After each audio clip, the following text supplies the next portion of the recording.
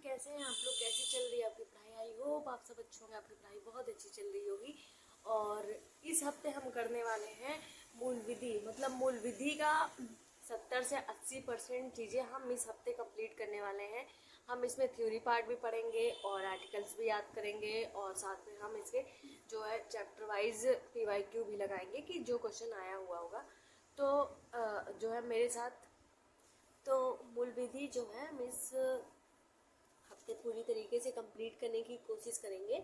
और आप देखिएगा कि मूल विधि का जो क्वेश्चन आता है 5 से 6 क्वेश्चन आता है, और एग्ज़ाम टाइम पता नहीं कि 5 से 6 आए या 10 क्वेश्चन दे दे या 4 क्वेश्चन दे दे। तो हमें पूरी तरीके से तैयार रहना पड़ेगा कि हाँ, मुझे जो है इतने क्वेश्चन मूल विधि के चैप्टर वाइज कंप्लीट कर लेने हैं। वो क्वेश्चन कहीं से भी आए हम करके आएंगे, ठीक। तो अभी आज हमारा डे फर्स्ट रहेगा, तो हम फर्स्ट डे में करने वाले हैं राष्ट्रीय सुरक्षा अधिनियम, मतलब NSA करने वाले हैं 1980 का, ठीक। इसमें देखिए टोटल मैं आपको बताऊं, सिर्फ 18 धारा है, और ये जो अध्याय इसमें 0 है। तो सिर्फ 18 आर्टिकल है जिसमें सारे इम्पोर्टेंट्स नहीं होते, कुछ चीज़ें ये इम्पोर्टेंट होते हैं, तो वो याद करने हैं हमें। जैसे कि धारा 1 है जो सब में कॉमन होता है कि संक्षिप्त नाम और विस्तार होता है। धारा 2 में परिभाषा होती है। ये सारे चैप्टर में लगभग कॉमन है, ये 2 आर्टिकल जो है। फिर धारा 3 आपको याद करना है, 4, 5, 6, 7, 8, 9, 10, 11, और फिर 14 में आपको जो है तो रहेगा 14A भी इसमें दिया है, तो 14A आपको जरूर पढ़ना है, उससे क्वेश्चन आपके आए थे। उसके बाद आपको पढ़ना है 15, और धारा 11 जो है उसमें, जो धारा 11 है उसे बहुत अच्छे से आपको पढ़ना पड़ेगा, क्योंकि उसमें कुछ संशोधन या कुछ संघ के मामले जो है, सुप्रीम कोर्ट के मामले जो हैं उसमें मतलब जोड़े गए हैं या बताए गए हैं, नियम है उसमें कुछ। तो आपको आर्टिकल 11 और आर्टिकल 14 ध्यान से देखना है, और ये ज़्यादा से ज़्यादा आप 1.5 घंटे में याद कर सकते हैं ना। तो आप आज हमारे साथ ये राष्ट्रीय सुरक्षा अधिनियम 1980 आज हम लोग ख़त्म करेंगे, और साथ में हम एक चैप्टर और ख़त्म करेंगे, क्योंकि हम अगर इतना स्लो चलेंगे एक दिन में एक चैप्टर तो नहीं हो पाएगा।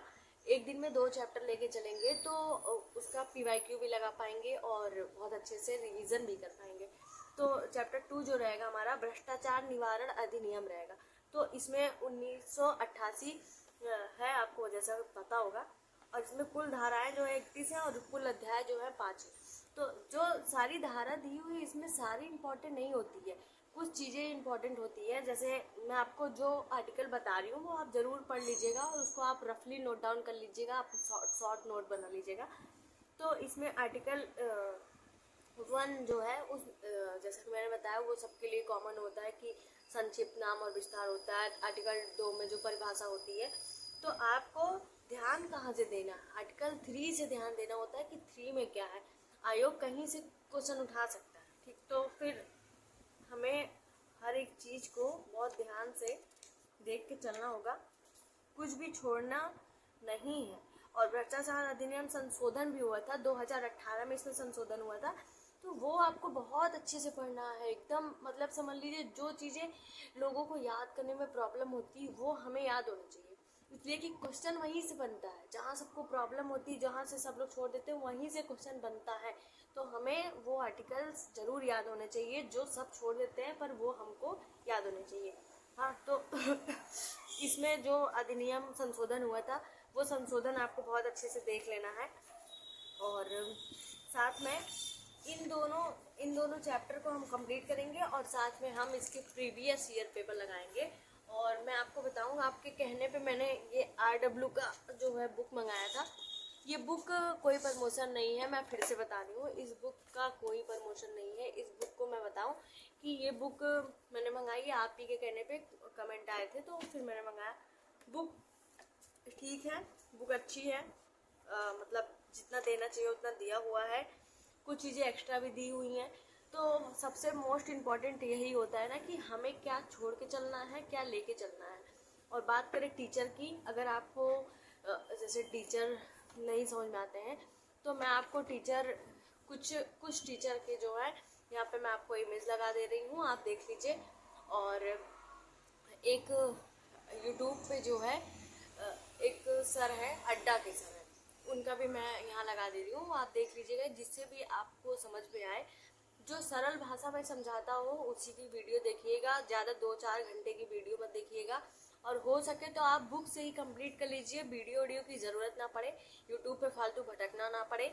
और आर्टिकल्स को याद करने हैं, मतलब मनन करना है, वो आपको कोई नींद में भी पूछ ले तो इन 2 चैप्टर को आज आप पढ़े हैं तो गलत नहीं होना चाहिए।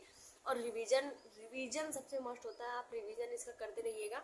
रिवीजन क्या कैसे आपको करना है, लोग बताते हैं 3, 7, 21, नहीं, मेरा रूल है 24 घंटे के अंदर एक बार आपको रिवीजन करना है, फिर 3 दिन के अंदर करना है, फिर 7 दिन के अंदर करना है, फिर 10 दिन के अंदर करना है, फिर हमें 15 दिन के अंदर करना है, फिर हमें 21वें दिन करना है। ऐसे करना पड़ेगा, क्योंकि हमारे दिमाग में कोई एक चीज़ तो रहती नहीं है। मान लीजिए मैं पॉलिटी पढ़ रही हूँ तो लगातार पॉलिटी तो है नहीं, बहुत सारी चीज़ें होती हैं ना, बहुत सारे चैप्टर होते हैं, बहुत सारे सब्जेक्ट होते हैं, तो उस हिसाब से हमें रिवीजन करना ही पड़ता है। तो ये रूल तब फॉलो होता है 3, 7, 21 का, जब आप उस चीज़ को कई बार पढ़ लिए हो। जैसे कि आपने ये 3 महीने कर लिया, 24 घंटे जो मैंने अभी बताया ना, तो अगर आपने ये 3 महीने कर लिया तो फिर आपके लिए इनफ है, फिर आप तीसरे दिन, 7वें दिन, 21वें दिन के लिए करिए, कोई दिक्कत नहीं है, ठीक। तो आप अपना रिवीजन करते रहिएगा और बहुत अच्छे से पढ़िए, क्योंकि अभी डेट आई नहीं है, डेट आने के पहले सब कुछ कंप्लीट कर लीजिए। और मैं आपको इस बुक का रिव्यू भी दिखा दे रही हूँ कि ये बुक कैसी है, ठीक है। और बाकी ठीक है, और कोई क्वेरी होगी तो आप मुझे ज़रूर पूछ लीजिएगा। मिलते हैं नेक्स्ट वीडियो में, बाय।